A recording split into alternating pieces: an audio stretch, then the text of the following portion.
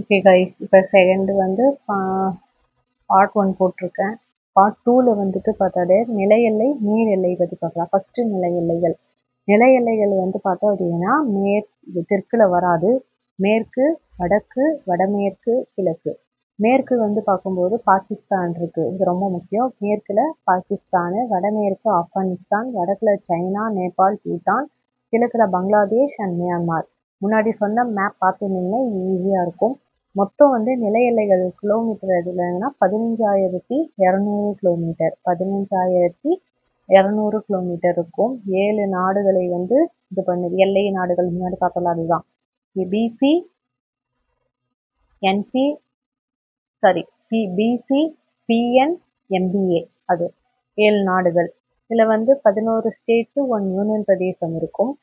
அது நம்ம மேப் பார்த்தீங்கன்னா ஈஸியாக போட்டுடலாம். இதெல்லாம் 15,200 கிலோமீட்டர். நில எல்லை பார்க்குறோம். நில எல்லை வந்து பார்த்தோன்னா மேற்கு அரபிய கடல் இருக்குது, அரபிய கடல், இந்திய பெருங்கடல், வங்காள விரிகுடா இருக்குது.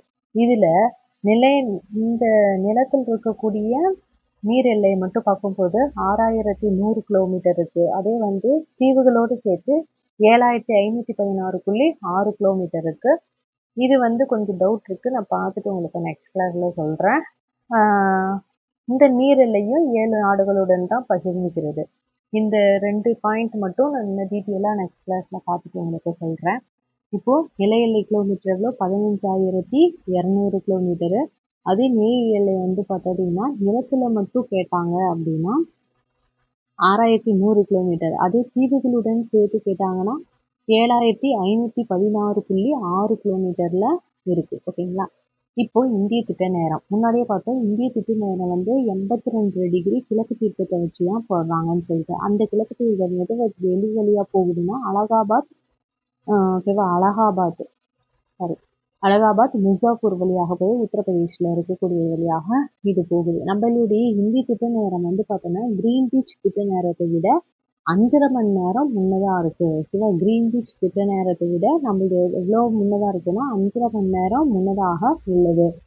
இப்போது குஜராத்லேருந்து அருணாச்சல் பிரதேஷ் வரைக்கும் 30 தீர்க்க கோடுகள்னு பார்த்தோம். ஓகேங்களா? அப்போ குஜராத்தை விட அருணாச்சல் பிரதேசில் தான் ஃபஸ்ட்டு சூரியன் உதயமாகும். அப்போ எவ்வளோ நேரத்துக்குன்னா 2 மணி நேரத்துக்கு முன்னாடி இது வந்து உதயமாகுதுன்னு கண்டுபிடிச்சோம். கிரீன்விச் திட்ட நேரத்தை விட பார்க்கும்போது 5.5 மணி நேரம். அதே நம்ம குஜராத்லேருந்து கனெக்ட் பண்ணும்போது அருணாச்சல் பிரதேசில் 2 மணி நேரத்துக்கு முன்னாடியே உதயமாகுது. அது எப்படி கால்குலேட் 2 மணி நேரம் அப்படின்றது தான் புக்கில் டீட்டெயிலாக கொடுத்துருப்பாங்க. ஓகேவா? 2019 புக்கில் தெளிவாக இருக்கும். அதுக்கப்புறம் அந்த புக்லலாம் அந்த பாயிண்ட்ஸ் கம்மி பண்ணியிருப்பாங்க, பார்த்துக்கோங்க. இப்போ 30 தீர்க்க கோடுகள் இருக்குதுன்னு பார்த்தோமா, அந்த 30 தீர்க்க கோடுகளில் சென்டரை வந்து பார்த்தோம் அப்படின்னா ஓகே 24, அதாவது நம்மளுடைய மொத்தம் ஒரு நாளைக்கு எத்தனை மணி நேரம்? 24 மணி நேரம். 24 மணி நேரத்துக்கு 360 தீர்க்க கோடுகளை பூமியில் இருக்குது. ஓகேவா? அந்த தீர்க்க கோடுகளை கடக்குது. 24 மணி நேரத்தில் 360 தீர்க்க கோடுகளை கடக்குதுன்னா ஒரு தீர்க்க கோடை கடக்கிறதுக்கு எவ்வளோ நிமிஷம் ஆகும்னா 4 நிமிஷம். இது நல்லா ஞாபகம் வச்சுக்கோங்க. 24 மணி நேரத்துக்கு 360 தீர்க்க கோடுகளை கடக்குது. இப்போ 4 நிமிஷத்துல ஒரு தீர்க்க கோடை கடக்குது. இப்போ நம்ம தலைநேர வேறுபாடுனா என்னன்னா, இதுக்கும் குஜராத்துக்கும் ஆந்திர பிரதேசத்துக்கும் இருக்கக்கூடிய அந்த 2 மணி நேர வேறுபாடை தான் கண்டுபிடிக்க போகிறோம். ஓகேங்களா? இந்த 30 தீர்க்க கோடுகளில் வந்து பார்த்தோன்னா சென்டராக எடுக்கக்கூடியது 29:18. ஓகேவா? 29 டிகிரி 18 நிமிஷம். ஓகேவா? 29:18. அதை இந்த ஒரு தீர்க்க கோடு கடக்க எவ்வளோ நேரம்? 4 நிமிஷம் ஆகுதா? அப்போ மொத்தம் சென்டராக பார்க்கும்போது 29:18. அப்போ 4 பெருக்குனா 1 மணி நேரம் 57 நிமிஷம் 12 செகண்ட் இருக்குது. அப்ராக்சிமேட்டாக 2 hours. இதையும் நாங்கள் தெரிஞ்சு வச்சுக்கோங்க. 1 மணி நேரம் 57 நிமிஷம் 12 செகண்ட் ஆகும். சரிங்களா? அடுத்தது போகலாமா?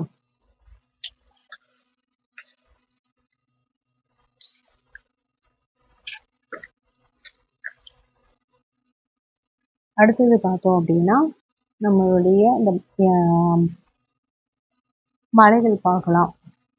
இப்போது இயற்கை அமைப்பு அப்படின்றது என்னென்னா நாட்டினுடைய இயற்கை நில தோற்றம் பற்றி விவரிப்பது தான் இயற்கை அமைப்புன்னு சொல்லியிருக்காங்க. இப்போ என்னென்ன மலைகள் வந்து இமயமலை சைடு அங்கெல்லாம் இருக்குது அப்படின்றத பார்க்கலாம். ஃபஸ்ட்டு வந்து நம்ம லடாக்லேருந்து ஸ்டார்ட் பண்ணலாம். லடாக்லேருந்து ஸ்டார்ட் பண்ணும்போது என்ன இருக்குன்னா கேட்வின் ஆஸ்டின்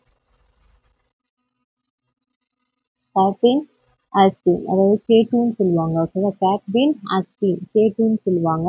இதோடைய உயரம் வந்து 86.11 ஓகேவா? 86.11 ஞாபகம் வச்சுக்கோங்க. வேல்யூஸ் கொஞ்சம் 86.11 மீட்டர் ஹைட்ல இருக்கும். ஓகேவா? இதோடைய உயரம் வந்து 86.11 மீட்டர். ஹைட் ஓகேவா? காட்வின் ஆஸ்டின் K2 சிகரம். இதுதான் வேர்ல்டுலே 2வது உயரமான சிகரம்னு சொல்லுவாங்க. ஓகே, வேர்ல்டுலே 2வது உயரமான சிகரம் காட்வின் ஆஸ்டின் எங்க இருக்குன்னா லடாக்ல இருக்கு. அடுத்து ஜம்மு அண்ட் காஷ்மீருக்கு வந்தோம் அப்படின்னா நங்கா பர்வத். ஓகேவா? நங்கா பர்வத் 81-26 மீட்டர். ஏதாவது க்ளூ வச்சு படிச்சிடுங்க. ஓகேங்களா? இல்லைன்னா நெக்ஸ்ட் கிளாஸ்ல நான் எப்பயாவது ஃப்ரீ டைம் இருக்கும்போது உங்களுக்கு அப்லோட் பண்றேன். 81-26 நங்கா பர்வத். இதே மாதிரி நம்ஷ பர்வத்துன்னு ஒன்று இருக்கும், அதே பின்னாடி பார்ப்போம். ஓகேங்களா? அப்போ நங்கா பர்வத் வந்து 81-26. அந்த நம்ஷ பர்வத்துன்னு சொன்னது வந்து அருணாச்சல் பிரதேஷ், அப்படியே ஆப்போசிட்ல இருக்கு. 77-56 மீட்டர். 77-56. அது எவ்வளோ? 81-26. இது வந்து 77-56. அது 26ல முடியுது, 56ல முடியுது. ஓகேவா? அடுத்தது வந்து உத்தரகாண்ட்டுக்கு வரும். ஹிமாச்சல் உத்தரகாண்டுக்கு வாங்க. உத்தரகாண்ட்ல வந்து காமெட், இதுவும் வந்து 77-56. இப்பதான் பாருங்க நம்ச பர்வத் அப்படின்றது 77-56 பார்த்தா காமெட்டும் 77-56. அதுக்கப்புறம் நந்தா தேவி. ஓகேவா? நந்தா தேவி.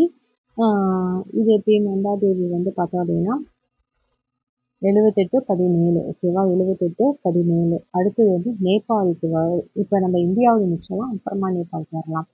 அடுத்து வந்து சிக்கிம்ல வந்து கஞ்சன்ஜங்கா 85-86. ஓகேவா? அங்க எப்படி வந்து பாகிஸ்தானுடைய எல்லைகள் பார்த்தா 33-23, அது மாதிரி 85-86. இப்போ வந்து நம்ம நேபாளுக்கு இது வரைக்கும் பார்த்தது எல்லாமே இந்தியாவோடது. இப்போ பார்க்கக்கூடியது நேபாள். நேபாளோடது பார்த்தோம் அப்படின்னா குருலா மருதாத்தா அப்படி தமிழ் எப்படி இருக்கும், குருலா மருதத்தா. இது வந்து 77-28. குருலா மருதத்தா 77-28. அடுத்து தௌலகிரி. தௌலகிரி வந்து 81-72. 81-72. அன்னபூரணா 80-78. எவரெஸ்ட் 88-48. அது எப்படி சொல்லுவாங்க, சின்ன வயசுல தான் சொல்லுவாங்க 8-8 வச்சா எவரெஸ்ட்டுக்கு போய் அடைஞ்சிடலாம் அப்படின்ட்டு. 8-8. அடுத்தது வந்து மகளூ 84-81. 84-81. இது மகளூ. ஓகேங்களா? நல்லா அந்த வேல்யூஸ் மட்டும் மீட்டர் இருக்கிறது எல்லாமே நல்லா பார்க்குறேங்க.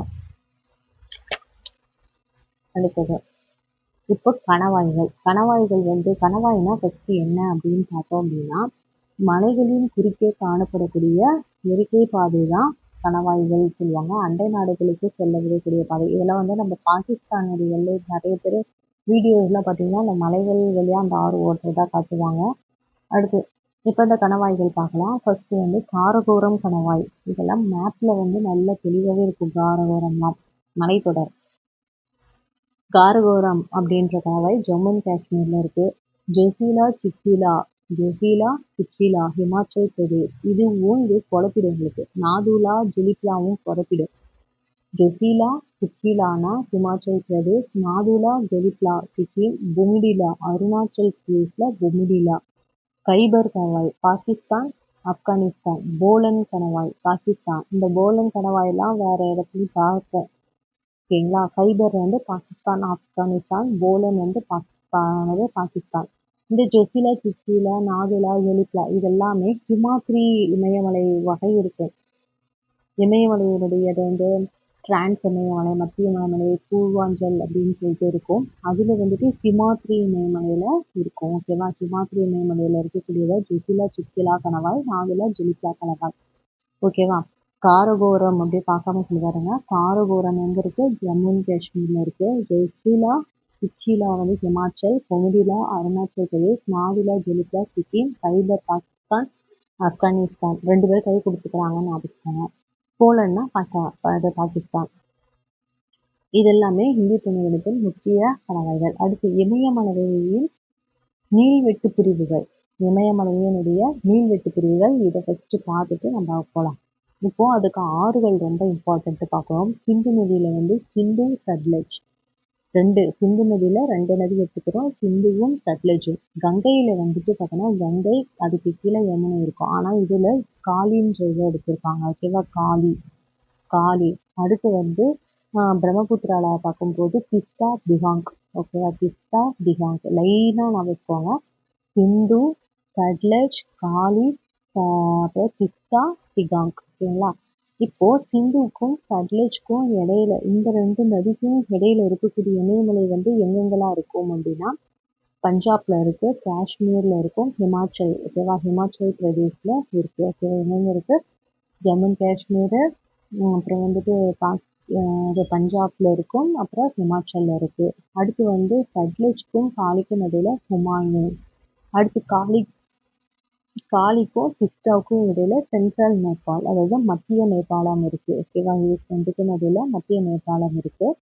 அடுத்து திஸ்தா, திகாங் இடையில வந்து பார்த்தோம் அப்படின்னா கிழக்கு சிக்கிம். ஓகேவா? கிழக்கு சிக்கிம் வந்து திஸ்தா, திகாங். இதை ஞாபகம் வச்சுக்கோங்க. ஓகேவா? சிந்து, சட்லஜ், காளி, திஸ்தா, திகாங். இதுக்கு 2 இடையில வந்து பஞ்சாப், காஷ்மீர், ஹிமாச்சல், அடுத்து ஹிமாலயன், சென்ட்ரல் நேபாளம், அப்புறம் ஈஸ்ட் சிக்கிம் இருக்கு. இப்போ இது பாருங்களேன். காஷ்மீர், பஞ்சாப், ஹிமாச்சல் இமயமலைகள் சிந்துக்கும் சட்லஜ்க்கும் இடையில இருக்கு. அடுத்து ஹிமாலயம், சட்லஜ்க்கும் காளிக்கும் இடையில. இதுக்குதான் அந்த மேப்பு. அதை பார்த்துட்டீங்கன்னா ஈஸியாக இருக்கும். அடுத்தது இமயமலை உருவான விதம். ஃபர்ஸ்ட் வந்து நம்மளுடைய நிலப்பகுதி எல்லாம் இந்த 7 கண்டமும் சேர்ந்து ஒரே இதாக பாங்ஷியா அப்படின்னு சொல்லிட்டு தான் வந்துச்சு. அதுக்கப்புறம் நீர்ப்பகுதியை வந்து பாங்ஷாலான்னு சொல்லுவாங்க. கடல் பகுதியை நிலப்பகுதியை பாங்ஷியா, அது பாங்ஷலான்னு சொல்லுவாங்க. இது என்ன ஆக 2ஆ பிளக்குது. அங்காரா, கோண்டுவானான்னு சொல்லிட்டு 2 பகுதியா, வடபகுதி, தென்பகுதி. அங்காரா, கோண்டுவானா. அங்காராக்கு முதல் லார்ஷியான்னு சொல்லுவாங்க. ஓகேவா? லார்ஷியா. 2த்துக்கும் நடுவுல ஒரு கடல் உருவாகுது. டெதிஸ் கடல்னு சொல்லுவாங்க அதை. ஓகேவா? டெதிஸ் கடல் கிழக்கு மேற்காக இருந்துச்சு. அங்காரா, கோண்டுவானா, டெதிஸ் கடல் நடுவுல இருந்துச்சு. இப்ப என்ன நடக்குதுன்னா, அங்காரா, கோண்டுவானா 2லயும் ஆறு வந்து இங்க வருமா, இங்க வந்து உற்பத்தி ஆகி இங்க வந்து கலக்கும்.